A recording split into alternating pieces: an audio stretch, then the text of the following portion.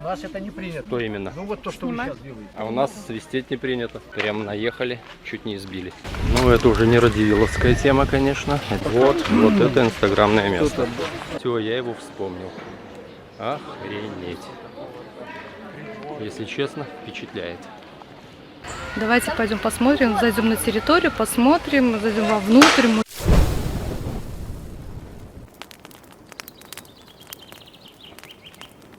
Привет, друзья мои! В предыдущей серии у нас была экскурсия по Несвежу, а сейчас мы приехали, буквально метров 50 проехали, и мы попадаем в Несвежский замок.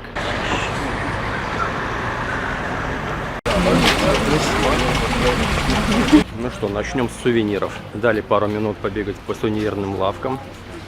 Картины Репина не ждали, как говорится. Интересно, это настоящие? Вроде настоящие. Картина настоящая. Рюкзачочки, смотрите, какие прикольные. Прикольные рюкзачки. Прям кожа. А сумочки такие сколько стоят? 150 рублей. 150 рублей. Ручная работа, да? Конечно. Ничего себе, 150 рублей. Делим на 2,6, получаем в долларах. У нас это не принято. Что именно? Ну вот то, что Снимать? вы сейчас делаете. А что я сейчас сделал? Снимать не А у нас свистеть не принято. Нет, надо было просто корректно спросить. У всех комплексы, никто не хочет сниматься. Прям наехали, чуть не избили. Еле живой ушел. Магнитика по 50 копеек, да? По 50 копеек.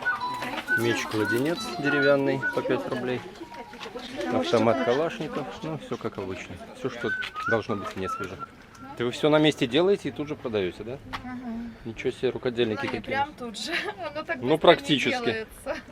Немножко погодя, скажем. Что это за лопаточки такие? Это будут кактусы. Это будут Класс, точно как тут, да? кувшинчик, и затем будет кактус. Реклама бесплатно. Спасибо. А вы смотри, какое колечко я себе выбрала, смотри. Опа, из чего это оно? Муранское стекло написано. Сколько стоит? 10 рублей. Бери. Сколько? 10 рублей. Ну так бери, конечно, слушай. Бриллиант по такой смешной цене. Меньше 5 долларов. Нормально. Зайчики как живые. Вот цыплята точно настоящие. Это все ручная работа, да? Короче, это уже не свое, это привезенное откуда-то.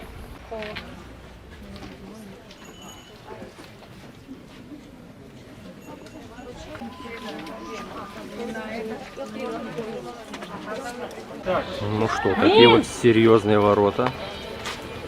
Ворота впечатляют. Я бы себе на дачу такие поставил. Герб рода Радивилов, орел надрузил орла, щит, тремя 80 Ага, герб Радивилов. миллиграмма, ворота слова кабеля. Ну что, вот так по-барски жили Радивилы, конечно. Можем только мечтать. Показано расположение замка. Замок создан на полностью искусственно насыпанном мысе.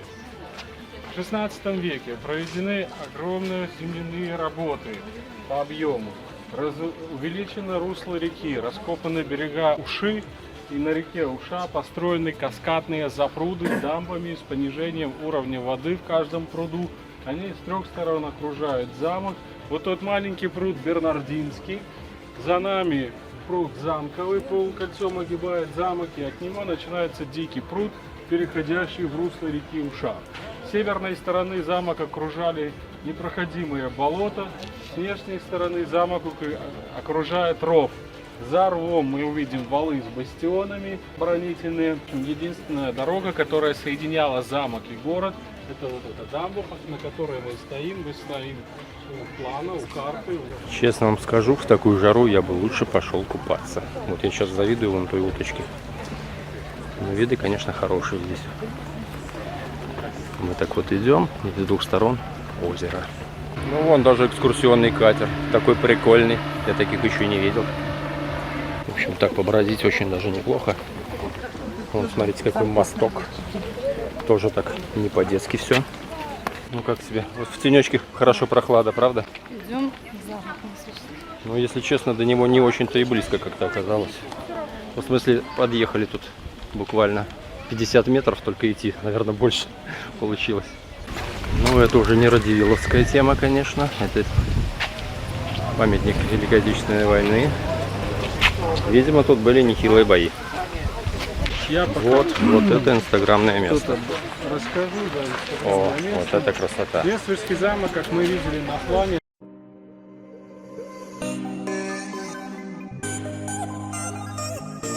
Мы сейчас на территории Несвежского замка. Что интересно, что первый камень заложен в строительство было 7 мая 1583 году. И вообще замок решил построить Николай Радзивилл по прозвищу Сиротка. Давайте пойдем посмотрим, зайдем на территорию, посмотрим, зайдем вовнутрь, музей, посмотрим покои, мужские и женские, у них там отдельно покои, также столовые. В общем, все, чем они жили. Золото, серебро, бриллианты. Все, как они жили. Да. А сколько по 8 рублей такая от костюма? А фото? Еще плюс 5 рублей сама фотография. Ну что, приближаемся мы к замку, к мосту, который ведет к этому замку. Ох, здесь все по-серьезному. Это, видимо, свадьба так организована. Смотрите, какая красота. Во, вот это так по старинке, по-царски, по-барски. Хотя нет, может быть, свадьба отдельно, а это, наверное, просто можно покататься за отдельные деньги. Вот так идешь по этой старинной брусчатке и понимаешь, что ей сотни лет. Но довольно узенький проходик такой. В общем, заходим в замок. Так, знать бы, куда нам идти. А это касса. Мы экскурсии приехали, нам кассу не надо. Главное, своих сейчас найти. В общем, мы в замке. Ух ты! Я, кстати, по телеку его видел в каком-то военном фильме. Все, я его вспомнил. Охренеть. Если честно, впечатляет. Замок очень достойный. Ну, как говорится, дорого-богато. Но видно, что отреставрированный. Очень все красиво и достойно.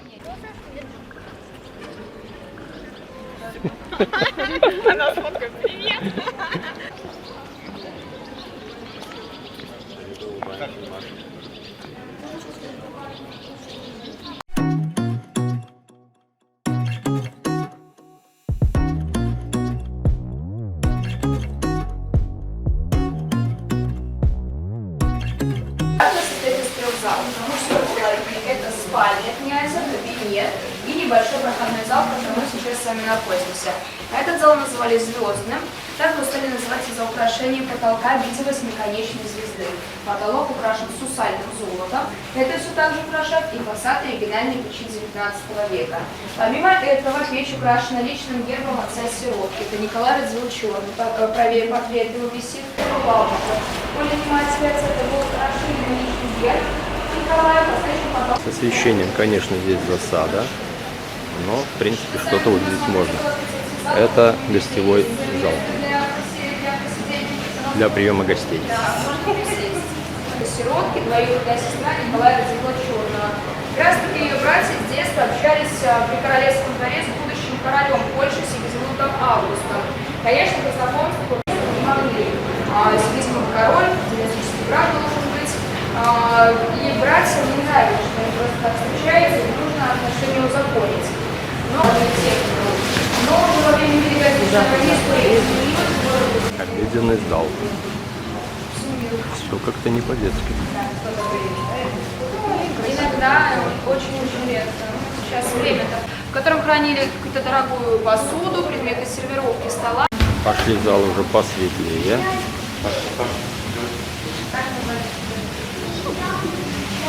В зале печь полностью реконструкции, эти печи не восстанавливались на момент тех, которые здесь раньше находились, до начала 20 века.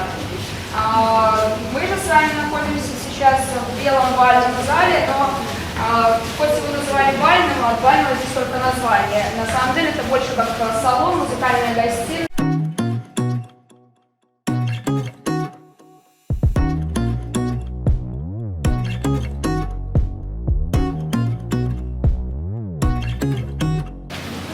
Уже следующий зал.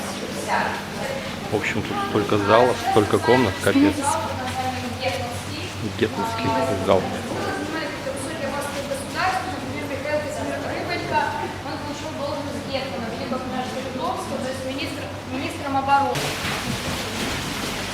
Очередной зал.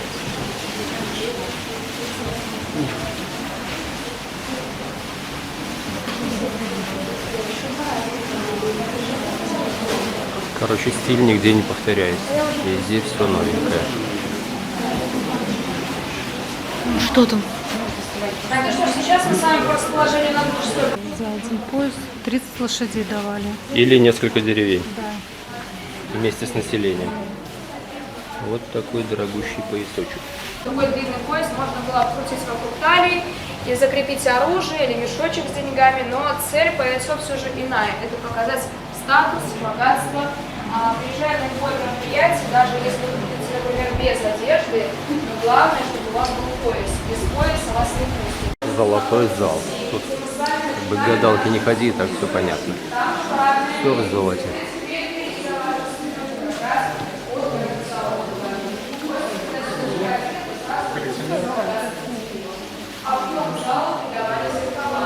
Здесь зеркала друг напротив друга. И вот получается такой черный коридор.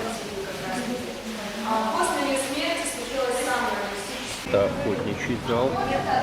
Как видим, здесь много всяких чучел зверюшек. Ну, в общем, богатые свои тараканы. В общем, целый зал у нас для трофеев. На различных зверей и птиц. Сегодня здесь в зале Бильярдный стол Радзивиллов весом 700 килограмм.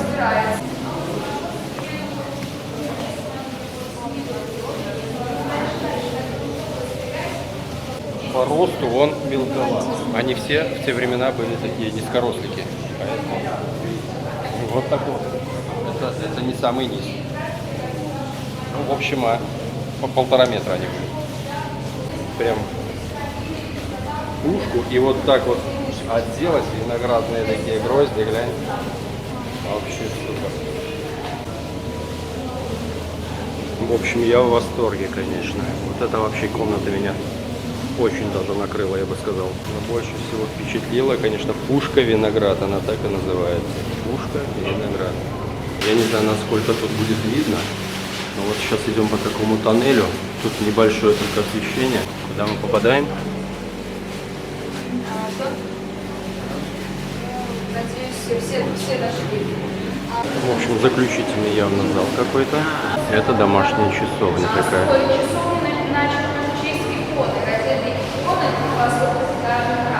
Это мы только половину прошли. Это была мужская половина. Сейчас пойдем в женскую половину. Это совочек для сбора крошек со стола. Меньшиком все собиралось. Маленький подносик под номером 6, специальный подносик для винной кухни. Короче, Панька Ханка жаловался, что он бедный, поэтому ел только из золотой и серебряной посуды. А фарфор довольно дорогое удовольствие и хрупкое. Поэтому ели чисто из золотых и серебряных тарелок. Короче, после мужской половины тут особо смотреть нечего. Там побогаче было, да? Женская как-то поскромнее. В общем, мужики себя больше любили, походу. Спасибо большое за внимание. Называется тет-а-тет. Такой, как маленький. Тет-а-тет? Да. Ага. Это в форме бабочек. Намек понят. Ну что ж, экскурсия здесь завершилась. Я смотрю, что мужчины себя как-то больше любили и баловали, потому что мужская половина гораздо побогаче выглядела, женская все очень скромненько так. В общем, как-то так. Светка ухватила пиво. Купила Вот малину. такое малина и вишня. 4 рубля 40 копеек. Ну, Обещали, что очень вкусно. Будем пить. по белорусским ценам Сказали с малиной, это это нехилая для цена. девочек, сказали, с малиной. С малиной? Так значит, Да, только для девочка девочек. пишет? Так что пьем с В малинкой. общем, хочу пива холодного, мне жарко. Оставь мне глоточек. Глоточек оставь мне, оставь глоточек. Очень Вкусненько? вкусно. Очень холодненькая. В такую Я жару такой- самое то. Колодец. Вот они во всех замках, я смотрю, всегда на центральной площади колодцы. А вот ведерочка, кстати, там внутри монетки. Смотри. Настоящие. Вот такое увесистое ведерко. Тяжелое. Нехилое. Смотрите, какая красота. Вместе с нами, вместе смотрим. Ну, по-моему, впечатляет. По-моему, отдых удался явно. Снаружи замок вот так вот примерно выглядит. В общем, вокруг замка у нас полностью идет такая, ну, река, не река, в общем, вода. Сейчас мы гуляем по парку возле Нежского замка. Все видненько, но задумка была интересная. Явно при Радзивиллах здесь было, конечно, все гораздо круче и поухоженнее. Вон русалочка какая-то. В общем, у нас час свободного времени. Можно было с экскурсоводом его провести, можно было самим. Пошли с экскурсоводом. Ну, честно говоря, ну, парк как парк, лес как лес. Поэтому мы решили провести время по-своему. Ну, замок немножко с другого ракурса, под другим углом, уже с другой стороны. Все спускаются к кувшинкам, очень хочется им пофотографироваться. Главное здесь не убиться, конечно. Ну, в общем, как Брестской крепости, кстати. Все вокруг в воде.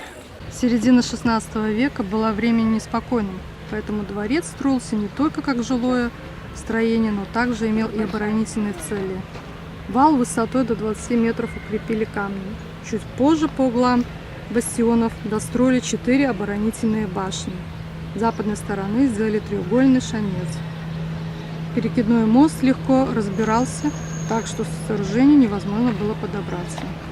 Забегая вперед, стоит сказать, что вплоть до 19 века дворец несколько перестраивали, перекраивали и изменяли. Благодаря чему сегодня перед нами предстоит образец эклектики. Здесь можно найти черты барокко, ренессанса, классицизма и модернизма.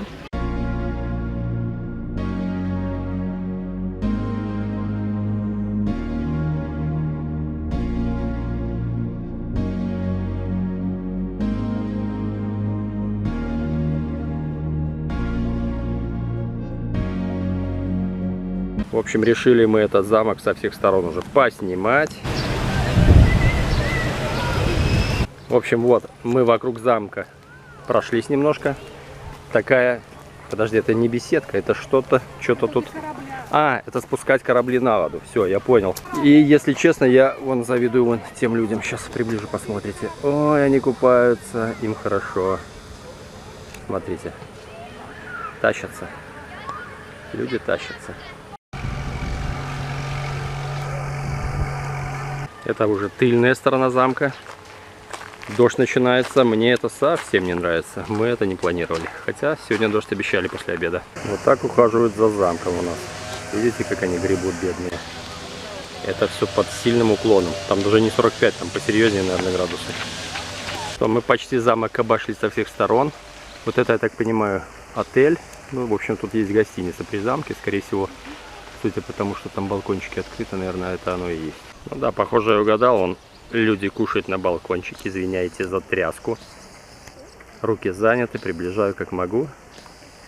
Ну, в общем, как-то так. Сразу видно, что стены очень старые, древние. Посмотрите на это. Конечно, впечатляет. Это там явно спуск для лодок или для чего-то такого.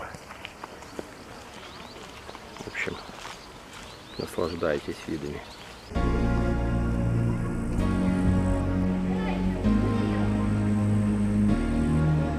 Ну, на этом наша экскурсия закончилась. Я думаю, вам понравился этот замок. В принципе, как и нам. Так что всем удачи, пока. Кто не подписан, подписываемся, лайки ставим, пишем комментарии. Это поможет продвижению видео. Всем пока. Пока.